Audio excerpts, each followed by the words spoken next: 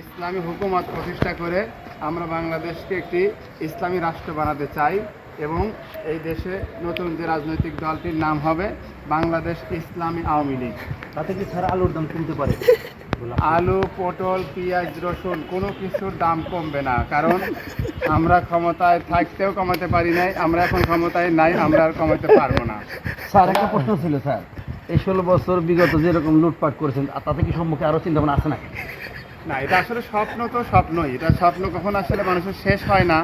আপনি যদি একতলা বিল্ডিং করেন আপনি 4 তলা করার স্বপ্ন থাকবে। আমাদের স্বপ্ন ইনশাল্লাহ আগামীতে আবার বাংলাদেশে লুটে ফুটে খাওয়ার স্বপ্ন আমাদের আছে। এজন্য আমাদের প্রধানমন্ত্রী সাবেকই বলতে পারে, আমাদের প্রধানমন্ত্রী আজকে যদিও তিনি দেশে নাই কিন্তু তার কিন্তু চট করে কিন্তু যে কোনো সময় ঢুকে পড়বেন, কারণ এর যে স্বাদ, এই স্বাদ কিন্তু আপনারা পান নাই, বুঝবেন না, হুজুররা এগুলো বুঝবেন না।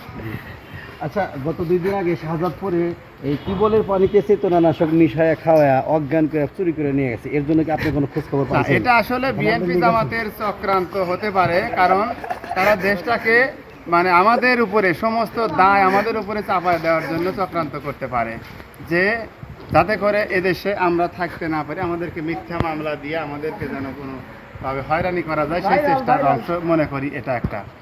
কারণ আপনি জানেন আমাদের 16 বছরের শাসনের সময় কোনো সময়ই আপনার এরকম ধরনের কোনো ঘটনা ঘটে নাই, কোথাও চেতনানাশক ওষুধ কোনো পানির মধ্যে দেওয়া হয় নাই।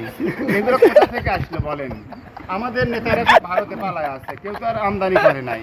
এগুলো আপনাদের, এগুলো জামাত শিবিরের এগুলো এবং বিএনপির কাজ, এগুলো নিঃসন্দেহে। আপনি থাকলেন কিভাবে? না, আমি তো যেহেতু আপনার কারোর উপরে জুলুম করি নাই, আমি কারোর উপরে জুলুম করি নাই, আমি বাংলাদেশ ইসলামী আওয়ামী লীগ, আমি যদিও আওয়ামী লীগ কিন্তু ইসলামী আওয়ামী লীগ। আমি কাউকে কোনো জায়গায় আঘাত করছি, কারো পয়সা মেরে রেখাচ্ছি ভাই, কেউ প্রমাণ দিতে পারে না। আপনি প্রমাণ দিতে পারে আমি রাজনীতি ছেড়ে দেবো। স্যার আরেকটা শেষ প্রশ্ন, জি, আপনাদেরকে যেভাবে পতন করা হয়েছে এই সমন্বয়ক, তাদের আপনি কিভাবে গ্রহণ করতেছেন এই বিষয়ে কিছু জানতে চাই আর কি। আসলে সমন্বয়ক রূপে এরাই তো মূলত দেশ বিরোধী শক্তি, এরাই জামাত শিবির, এরাই চক্রান্ত করে আমাদের পতন ঘটাইছে। এখন তারপরে কথা বলা যাবে না, এটা প্রকাশ করেন না, সমস্যা। এখন চারদিকে খালি সমন্বয়ক। এই ডক্টর ইউনূস তিনি আসলে সুদখোর। সুদখোর ইসলামের দৃষ্টিতে সুদখোর, জি, বাংলাদেশের দৃষ্টিতে সুদখোর না।